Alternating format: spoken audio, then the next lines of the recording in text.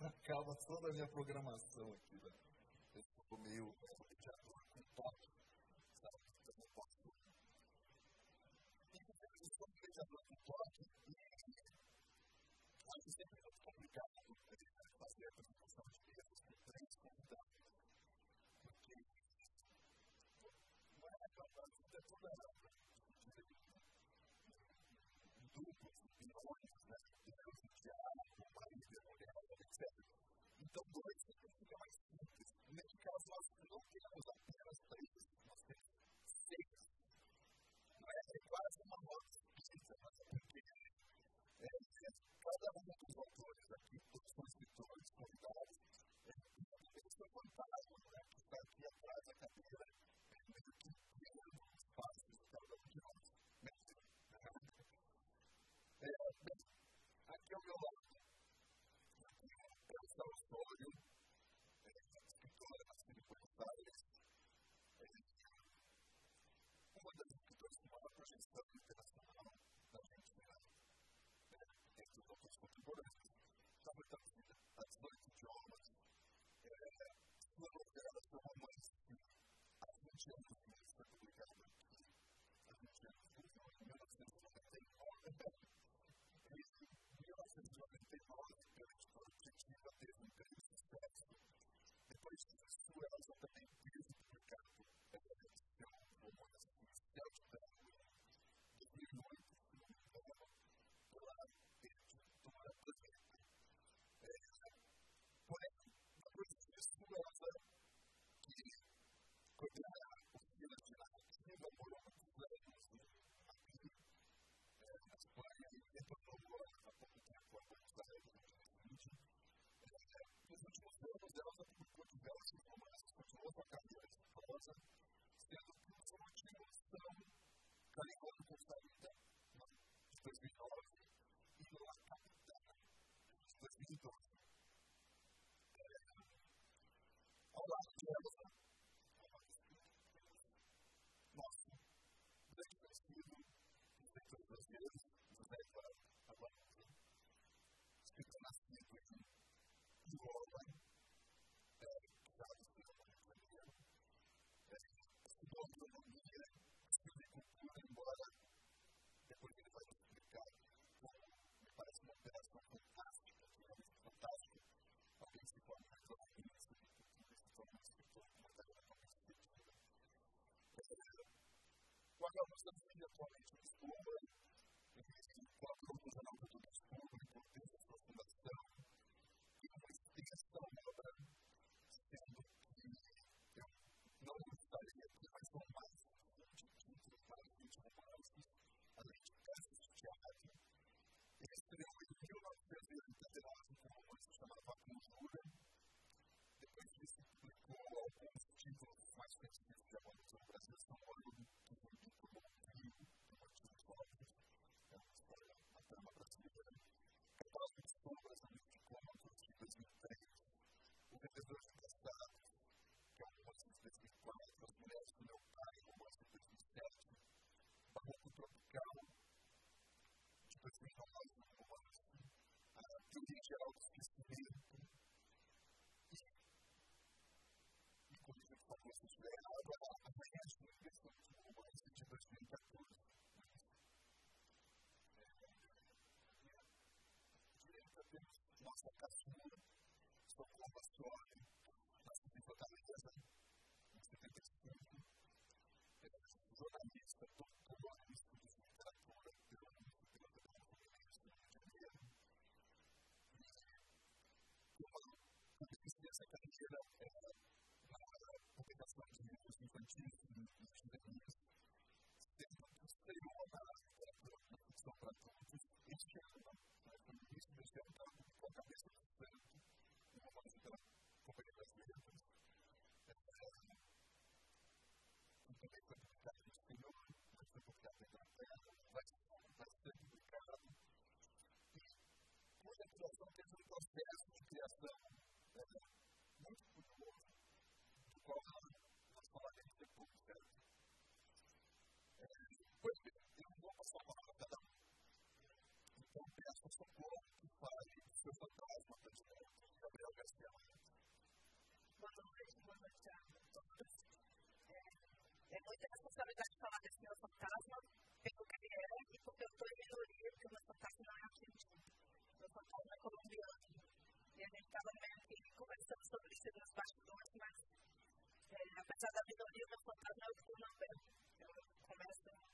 escritor.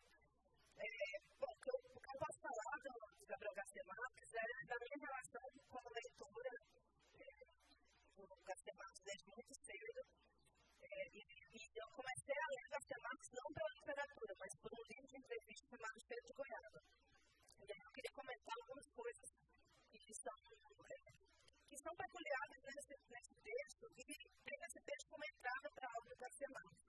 Eu conheço mesmo um professor de redação, que corrigiu uma redação de vestibular, e ele destruiu a minha redação, porque eu precisava me enquadrar para as regras que o vestibular exigia, e para me compensar disso, ele me deu esse livro do Espelho de Goiaba, que era a narrativa da história, a formação de um escritor. É uma conversa entre amigos do Garcia Marques, com um primo dele, um amigo antigo dele, e na verdade é uma conversa entre amigos falando disso, do percurso como escritor. Mas aí tem uma coisa nesse livro que é muito, é uma frase que explica muito do que é a obra do Garcia Marques, que ele diz que, falando sobre a fabulação, sobre o trabalho de fabulação dele, uma obra tão peculiar, tão cheia de situações inusitadas, e ele explica que a técnica, uma frase que mediou tudo isso foi que se você disser que tem um elefante no céu, ninguém acredita. Mas se você disser, até não tem nada para mais. Se você disser que tem 425 elefantes no céu, as pessoas até prestam atenção no que você pensa. É muito curioso, porque tudo demais absurdo, inusitado, histórico na obra do Garcia Marques é contado com essa precisão de detalhes e de números e uma força de verossimilhança que faz com que a obra dele seja tão amada. E sempre existe um testemunho assim, de pessoas vencendo a solidão, nunca esqueci, alguns textos do poema, nunca esqueci, e ver um pouco dessa precisão dele. O que eu acho também muito interessante, que eu anotei aqui para marcar, é o narrador que o Garcia Marques constrói.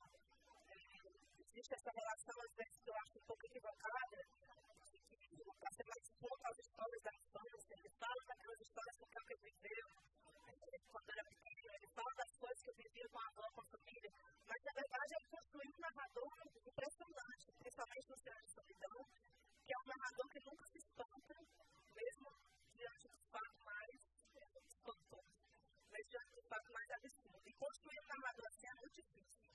Um narrador onisciente, neutro e que emprega mais força ainda daquela história que está sendo contada, é um feito muito difícil. Às vezes, isso do Garcia Marques ter falado, o que se ressalta mais é o realismo mágico, são as borboletas amarelas, é o padre que tomou o chocolate e subiu aos céus. Isso, às vezes, atrapalha um pouco a compreensão do trabalho de carpintaria de texto mesmo, de todos os artifícios linguísticos e de construção de narrativa que ele foi capaz de empreender. Eu não considero a obra do Garcia Marques toda perfeita, eu acho que tem momentos que eu gosto mais, que eu gosto menos, eu acho que tem um esforço narrativo maior e menor. Mas, para começar a conversa, eu acho que o que me impressiona como leitora e como admirador e a influência dele no meu trabalho é esse narrador que ele consegue construir. Que para quem tenta já escrever ou tenta escrever essa voz do narrador é sempre muito difícil encontrar. Ele encontrou uma voz que conseguiu falar das coisas que ele queria. Agora, vamos falar um pouco da transformação falando quais são os pontos. Bem, doutor, antes de mais, tem que estar falando aqui com vocês, e em particular, para falar do Borges, depois de falar dos outros três escritores que eu gosto muito. Mas eu queria ter uns 19, 20 anos e estudava agronomia e silvicultura em Lisboa, quando um amigo meu me ofereceu o campo de Borges, que é um secções, e foi, de facto, que foi um deslumbramento. E era desse deslumbramento que eu quero falar aqui hoje. Eu pensei que eu quase podia ter conhecido Borges, porque creio que Borges visitou Portugal em 3 ocasiões, e a última delas, pouco antes disso, deve ter sido pouco antes. A primeira terá ocorrido em 1921 ou 22, portanto, Borges também teria 20 e poucos anos, e Borges foi a Portugal à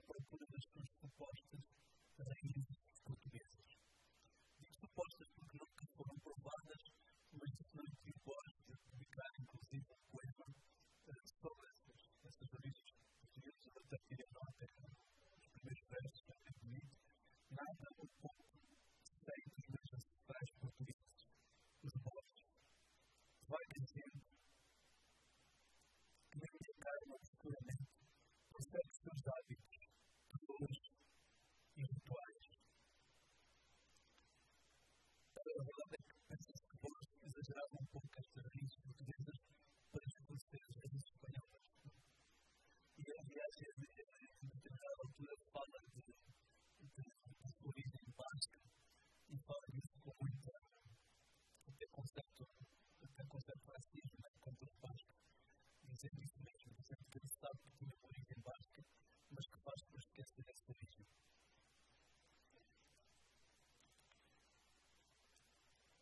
O que me passou, que me fascinou imediatamente em Borges, como creio que é aquilo que fascina a maior parte dos leitores, foi o estilo, a precisão dos adjetivos, a exatidão, o despojamento.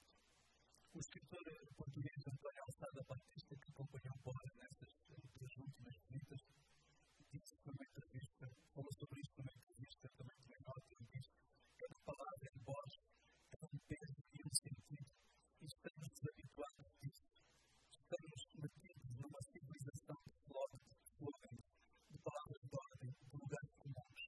Ora, tudo isto são recordes, são próprias incrustadas na vida da escrita. O próprio Borges confessou que passava muito tempo a processar as frases, podia levar dias, podia levar meses, e a conta que as frases ficavam às vezes demasiado perfeitas e ficavam artificiais. Então eu tinha que introduzir algum erro para dar credibilidade e vida a essas frases.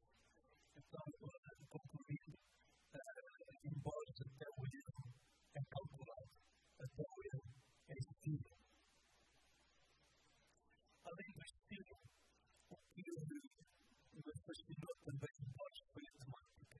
Compreendi que partilhava com ele uma série de opções, e em particular a opção da memória, que é a identidade, pela construção de identidades. Eu acho que tudo em Borges, as outras opções, enfim, os espelhos, os labirintos, tudo isso remete a sinal de essa opção maior, que é essa opção de memória e da construção de identidades. E foi por isso exatamente que eu escolhi Borges como narrador de um dos meus livros, o Ventor Passados, que é uma homenagem a Borges, e no livro é uma homenagem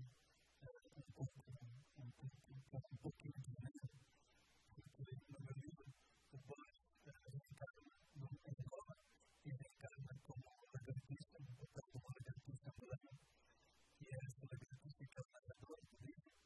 Mas tem essa curiosidade que ela tem lembranças da sua vida humana, do seu passado humano, e esse passado que eu refiro no livro, na realidade é arrancado à própria biografia do Borges. Evidentemente, essa biografia depois é ficcionada, ela mesma, mas enfim, tem isso. É Borges. E nós agora somos distintos porque tem tanta licença básica, portuguesa, você sabe que Borges tinha ideia muito preconceituosa, né? De facto, quer dizer, não só contra os baixos, mas em particular contra os africanos e a população afrodescendente, de uma forma geral.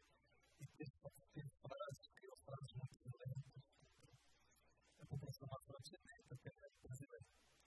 E isso para mim foi também uma vingança, porque eu tenho essa grande paixão por Borges, mas também não consigo perdoar isso, né? Então, em determinada altura, quando me perguntam sobre a reencarnação, eu digo algo do género que não gostaria de reencarnar algum dia, mas não como o Argentina, nem como o Uruguai. Gostaria de reencarnar em algum país distante, né? E eu faço da vontade. Eu faço de reencarnar em Angola, no papel, na pele, na carne de uma lagartista de Borges.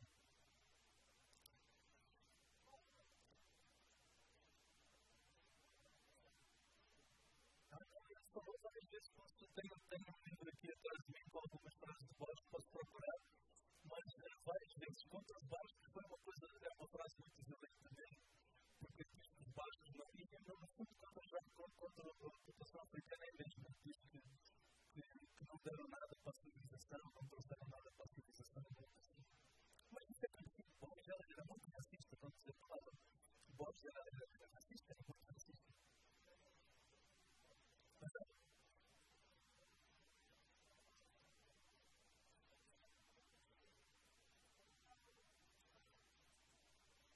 Não,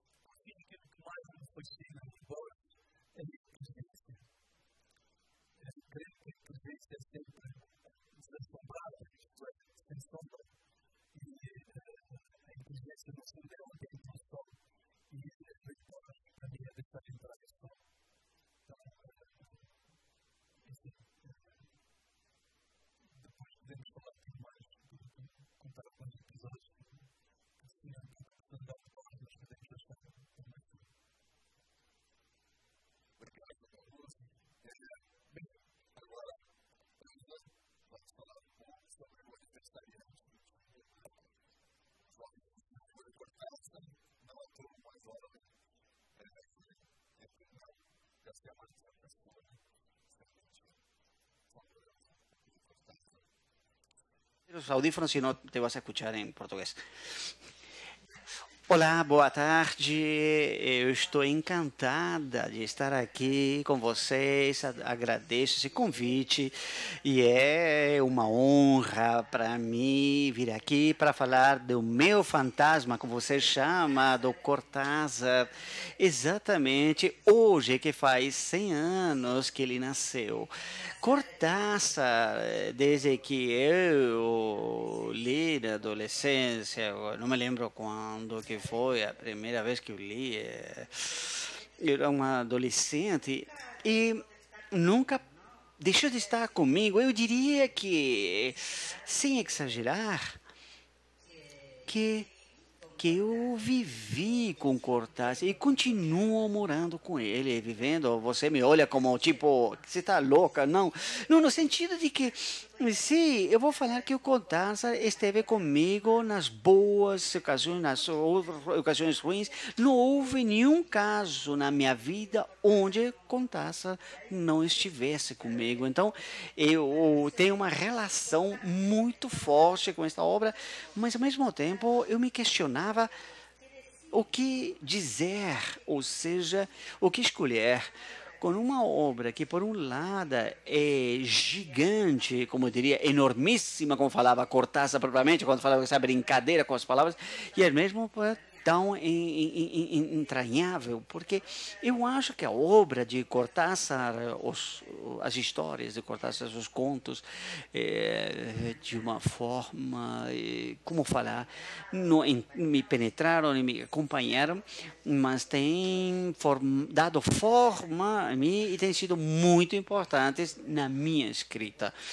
E, sobretudo, os primeiros livros, o primeiro livro, que é uma imitação burda, onde eu uso muitas construções do Cortázar. Então, pensei uma questão que já tinha pensado antigamente, que era pegar o primeiro conto de Cortázar, que é Casa Tomada, e o último conto, que é Pesadelos.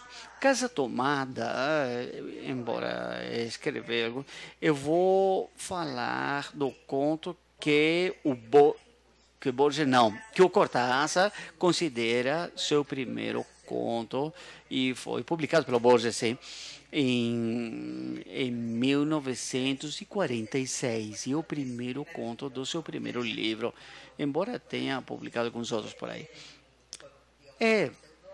Com pseudônimo, e também foi publicado outro conto que ele falou que não era com sua autorização. Então, mas também não me importa, leio tudo, claro, a obra póstuma, porque a obra póstuma, eu acho, considerou o último que escreveu Cortázar, que ele decidiu, que Cortázar decidiu. Então, temos este conto que chama-se Pesadelos, e então, igual que vemos essa estrutura perfeita, fechadinha, esse círculo, essa esfera, como ele chama em cada conto, é uma estrutura realmente fechada, não como o romance que é aberto, e fica delineado esse círculo entre esses dois contos, como se Cortázar, sem perceber ou não conscientemente, tivesse decidido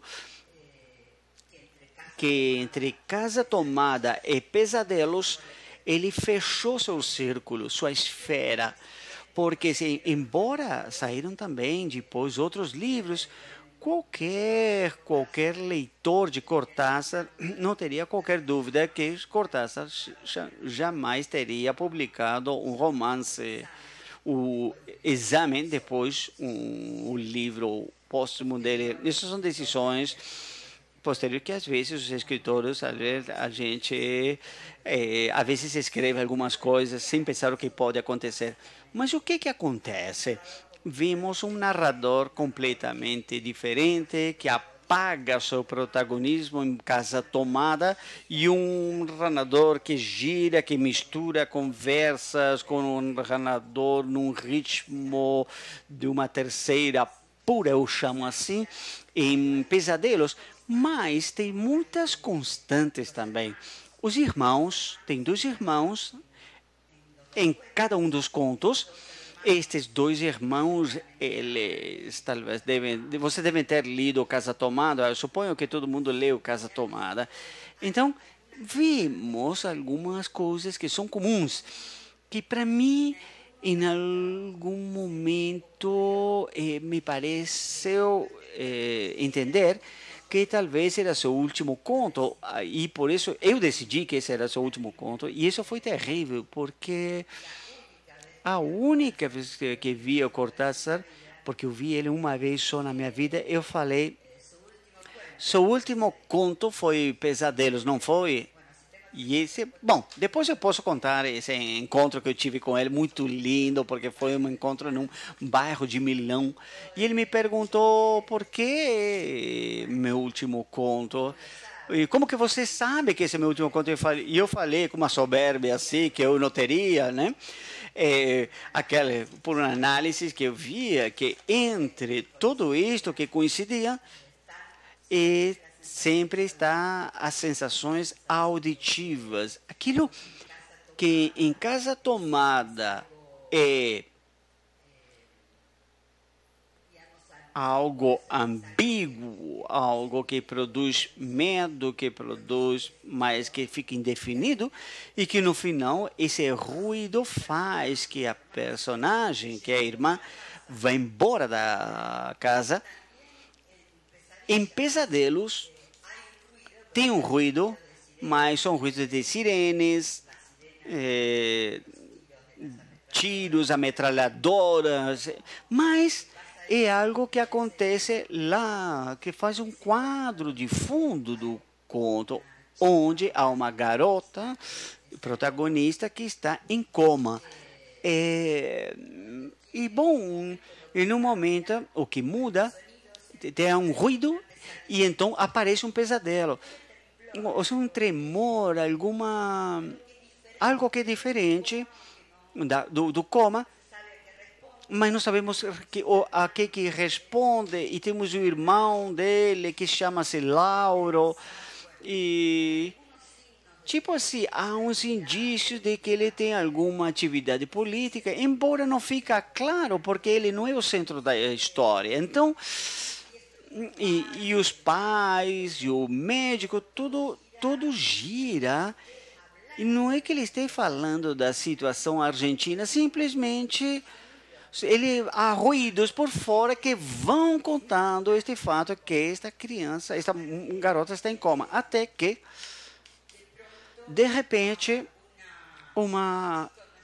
o garoto não está, o garoto some, o irmão.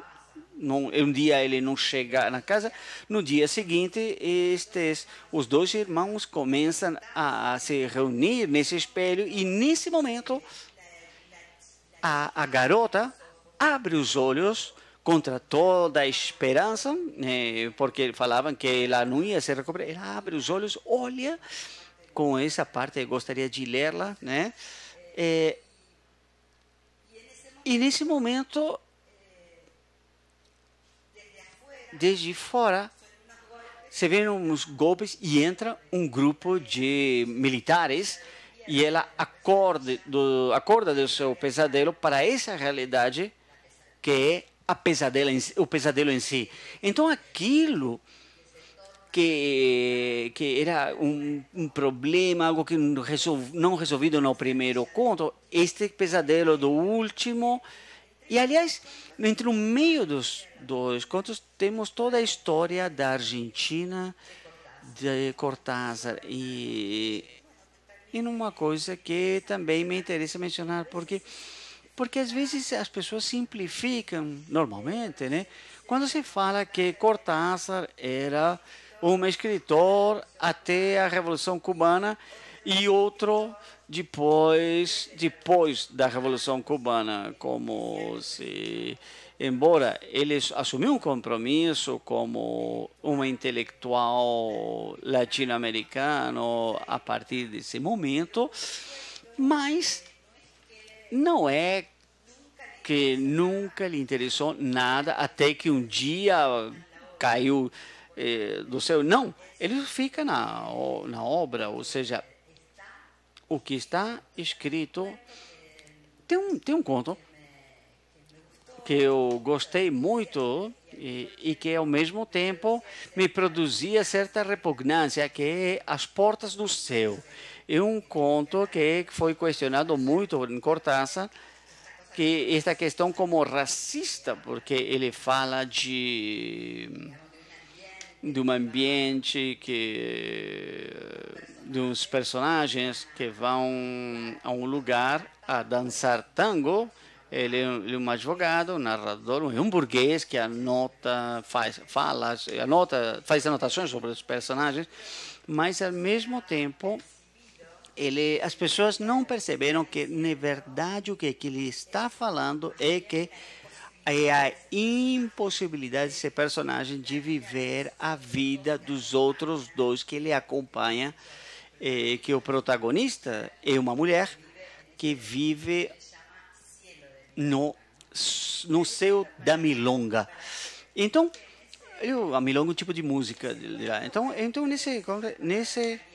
nesse conto tem 9 vezes a palavra quente.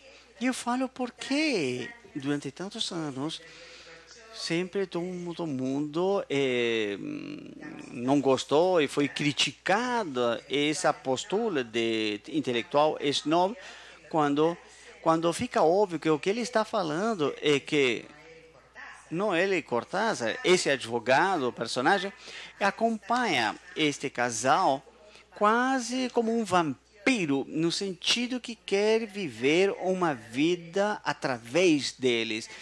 É uma crítica para quem, então? Bom, vou deixar isso aberto por aí.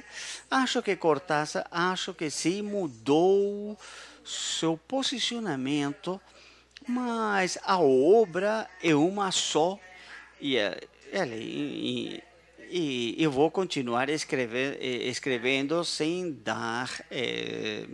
responder a qualquer tipo de esquema intelectual latino-americano que queira me obrigar ou me pressione para fazer alguma coisa. Eu vou escrever do jeito que eu quero e for um grande revolucionário também na sua forma literária logo do início.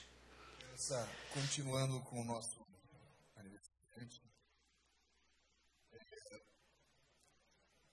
a obra de Cortázar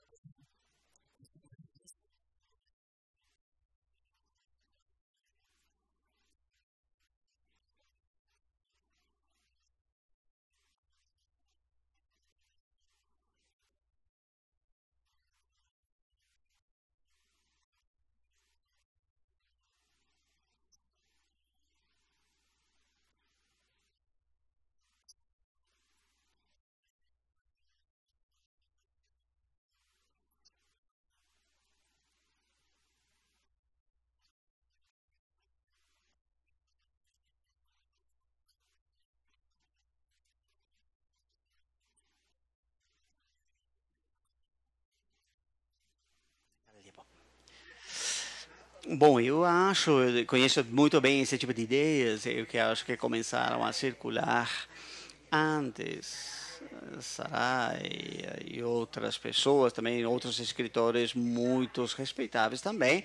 Eh, E eu me questionei, o que fez o Cortázar, que ele faleceu em 1984, para merecer tudo isso? No sentido de que isso começou a acontecer muito depois de que Cortázar faleceu. Não foi o caso de Fuentes ou Vargas Llosa que continuaram escrevendo e opinando, etc., né?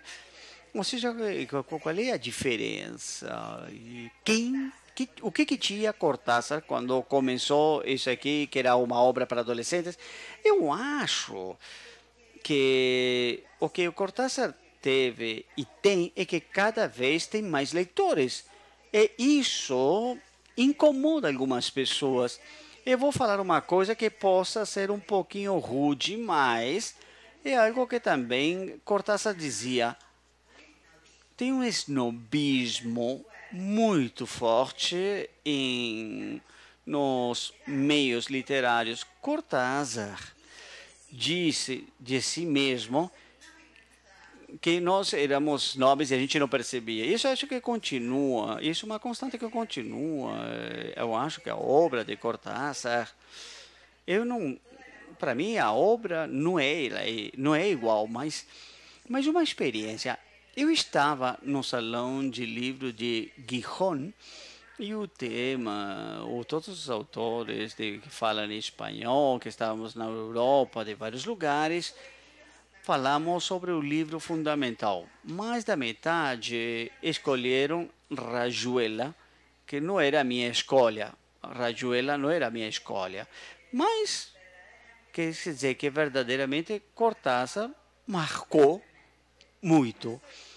E eu não sou uma leitora desse livro de Rayuela. Evidentemente leio, sim, mas não é daqueles livros com os quais você mora com eles. Para mim são os contos de Cortázar. Mas dizer que Cortázar... Mais uma outra bobagem. Ou você é de Cortázar ou você é de Borges, como se fosse assim o Corinthians e o Palmeiras. Não, eu posso ler Cortázar e Borges sem qualquer problema e desfrutar ambos enormemente. Não se trata, porém, há essa divisão, e isso em meios acadêmicos, literários. Por essa frase de César Aires, eu achei ela que está ambígua. Le gusta hacer esas vlogs. Bueno, aquí empieza la parte más difícil. Lindamente de Cortázar, agora voltamos a Garcia Marques. Então eu estou aqui que nem maluco com um código remoto, de um controle remoto vendo a televisão, assim, mudando do canal Cortázar para o canal Garcia Marques. No início dos anos 2000, eu me lembro logo depois que José Saramago ganhou o Prêmio Nobel de Literatura, que foi o primeiro Nobel indicado à literatura de língua portuguesa. Eu me lembro que, em uma entrevista ao Jornal do Brasil, um tradutor espanhol chamado Basilio Losada, ele afirmou, como exemplo, que a obra de Garcia Marques era um nome tão grandioso que podia ocultar toda uma literatura. Ou seja, a sombra que um autor tão monumental projetava podia ocultar toda a literatura posterior que seguiria a obra dele. O que, de certo modo, aconteceu. O que eu queria... ele se referia nesse comentário sobre Saramago, né? O que poderia, estava tentando usar sua bola de cristal para tentar entender o que aconteceria com a literatura de língua portuguesa depois da premiação de Saramago. Por sorte, ele se enganou. E o chileno Roberto Bolanho também afirmou que Garcia Marques não tinha culpa alguma de ter sido tão copiado com tanta má qualidade. Ele se referia aos livros de Isabel Allende, uma reconhecida fotocópia esmaecida da obra do próprio Garcia Marques. entre outros autores. Ou seja, nesse caso específico, era mais uma briga entre chilenos do que qualquer outra coisa. Mas você acha que um escritor tão genial quanto Garcia Marques possa realmente exercer alguma influência nociva desse tipo? Ou tudo isso não passa de exagero, que é justamente o que te atraiu a obra do Garcia Marques? Não, pode sim. Na verdade,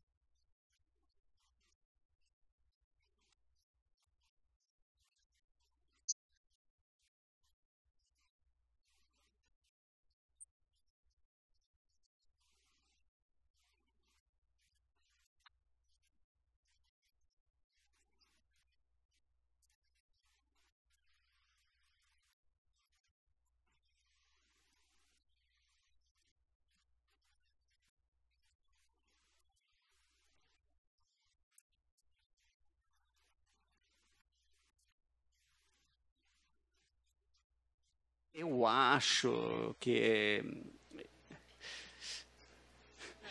Bom, eu acho que é exatamente o que me chama muito a atenção, porque o Borges, que eu sim tive a alegria ou a sorte, porque eu estudei com Borges 3 meses quando era muito nova. E de fato, esta diferença em relação ao jogo, se o Cortázar está experimentando sempre, mas Borges tem uma enorme quantidade de pessoas que lembra as coisas que falava o Borges, como porque eram jogos, era um humorista fantástico. O que acontece, e eu diria que até os dois são, ou seja, brincam ou jogam de uma forma diferente, porque Borges é um fantástico jogador. Só que o Borges é difícil de entender. Um Borges tem uma divulgação muito grande de suas anedotas e quantidade de pessoas que te conta coisas de Borges sem ter lido nada, porque são coisas muito inteligentes e também sobre Borges, embora ele não é contestado pela crítica, mas houve uma época que ficava mal você gostar do Borges, porque Borges tinha umas opiniões assim, tipo, nas quais às vezes se enganou em algumas coisas, né? E él mismo asumió algunos de esos errores, ¿no? En relación a los militares, por ejemplo, ¿no? Etcétera. Y después fue apoyó los militares, depois não. Sim, mas são ditas coisas, tipo, que realmente eu acho que não é porque eu conheci ele, é porque estive constantemente ali, porque para os argentinos escrever com Borges e com Cortázar e Silvino Campos como passado, mas é incrível, mas é fazer essas divisões. Bom, Cortázar joga, então é coisa de garoto, Borges não, já é. Quando Borges, de fato, acho que Borges é de um jogo tão fantástico que talvez não é para qualquer leitor, mas as coisas que tem feito o Borges são de uns jogos incríveis. Né? Pode ser um humorista em suas manifestações e esses erros políticos, ele não era um político e além do que dizer que você não gosta porque a gente pensa de uma certa forma, eu também me aconteceu várias vezes também, faz tempos anos.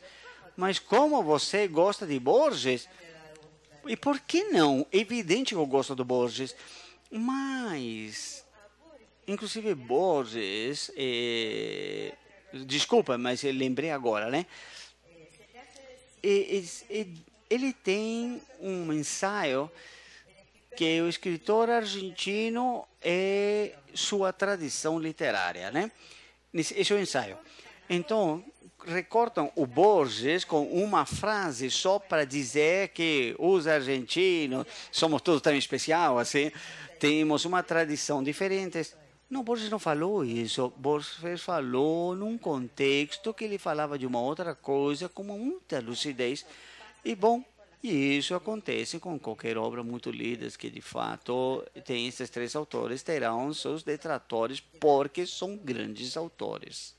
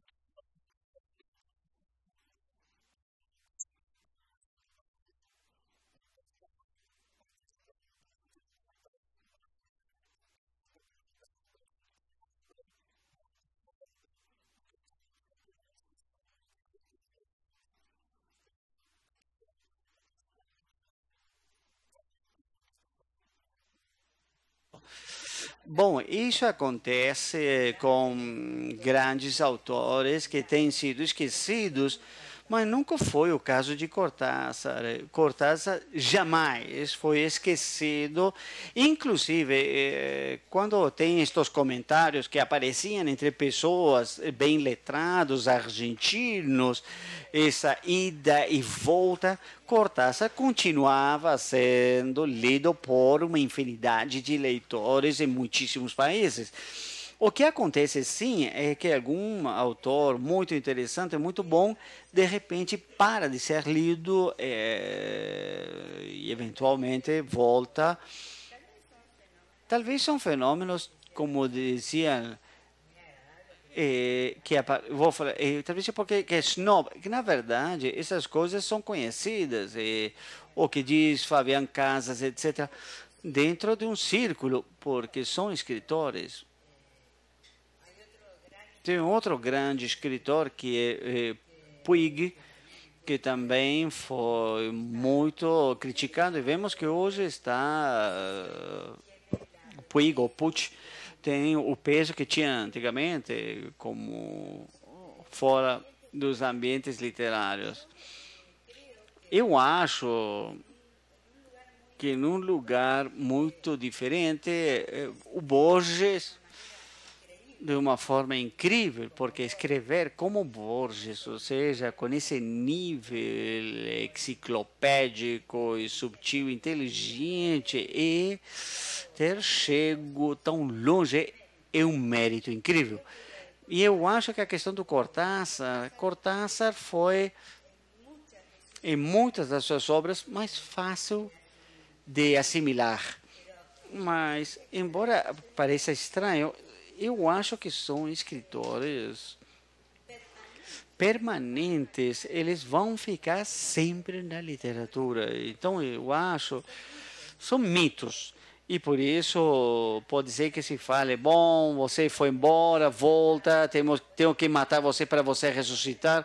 Mas para o leitor comum, ordinário da rua, aquele leitor que gosta de ler, ele nunca vai passar. Tem outros que, sem lugar a dúvidas,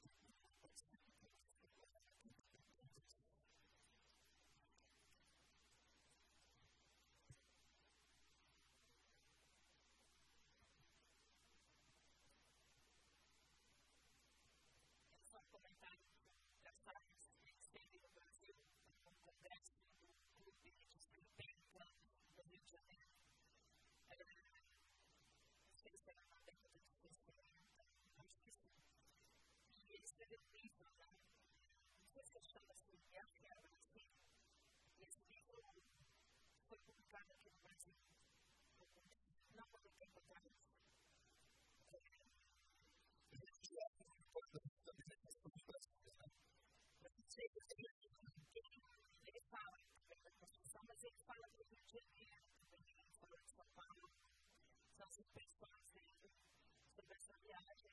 Curioso.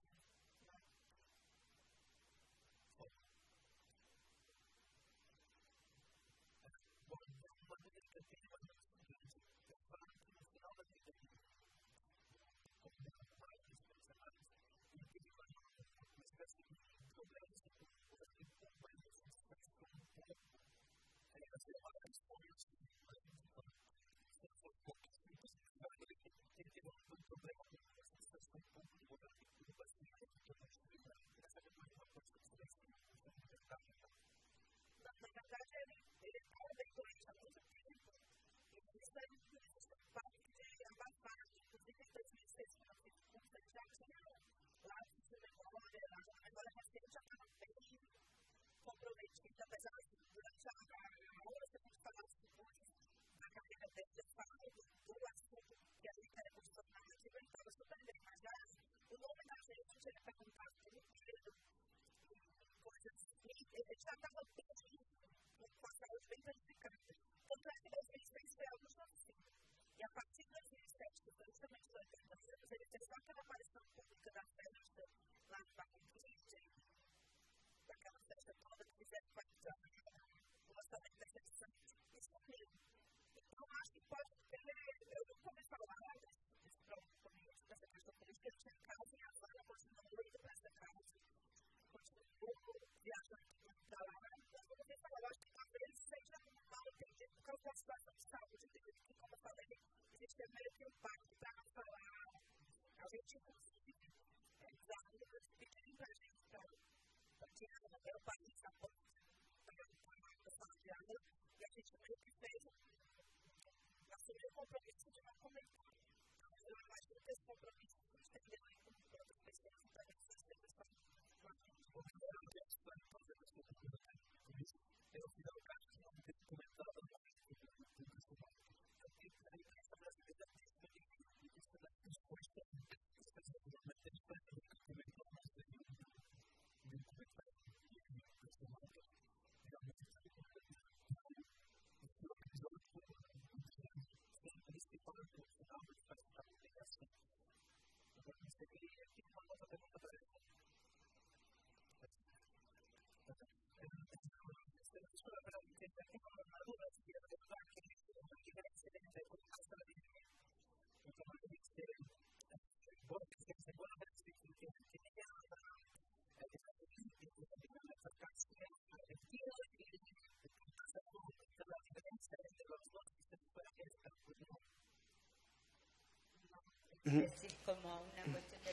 Como uma coisa de briga de classe? Não. Como dizia antes, os escritores, quando eles têm uma obra desse tipo, eles têm muitos, eles criam mitos. Então, nem Borges é da oligarquia terrateniente, nem Cortázar era um proletário. De Cortázar, o que mais foi falado sobre esse conto Casa Tomada é que os personagens dessa história são dois irmãos da oligarquia argentina, e esse som que chegava foi interpretado de que seria o peronismo e a oligarquia lutando. Ou seja, Cortázar não era da oligarquia e não acho que se pintasse a si mesmo como esse par de irmãos que não tem nada, que não tem, é uma classe que vai a morrer, é decadente. E não tinha essa diferença entre eles. O que há em Cortázar são as tradições, mas ele era um homem, ele estava no seu apartamento. Eu era muito jovem. O que era mais incrível para mim é que ele te deixava sentir bem no seu apartamento. E você falava, bom, o que eu vou falar para Borges?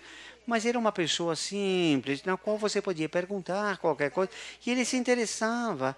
E depois essa biblioteca que ele tinha na parede, aquela que tinha na cabeça, mas era um homem que podia dizer de uma humilde soberbia. Humilde no sentido que era humilde e soberbia no sentido do saber. Mas essas questões, como os escritores de Boé, etc., esse tipo de coisas, eu não falo que não existisse, mas nem o Cortázar era este personagem que ele era um homem que tem tido muitas dificuldades, não conseguiu pagar a universidade, mas ele tinha essa postura, está na obra dele, essa postura de um burguês intelectual que em certo momento deram as costas, mas quer dizer, as coisas não são tão claras e branco sobre o preto. Boi Casares, sim, alguém que pertence à elite.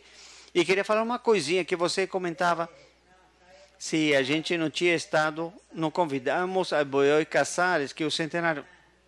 Mas uma grande esquecida é Silvino Campo, que era mulher de Bioy Casares e amiga de Borges, a pobre entre Borges e ele, mas Bioy dizia que a obra de Silvina, inclusive, é muito melhor que a sua. Ele dizia, ele mesmo, eu não sei se falaria o mesmo, mas algo parecido. Sim. E, Gente, Tem desculpem, inscrição. nós temos tempo para uma pergunta. A minha vai ser rápida. Eu queria saber se esses três autores, como viam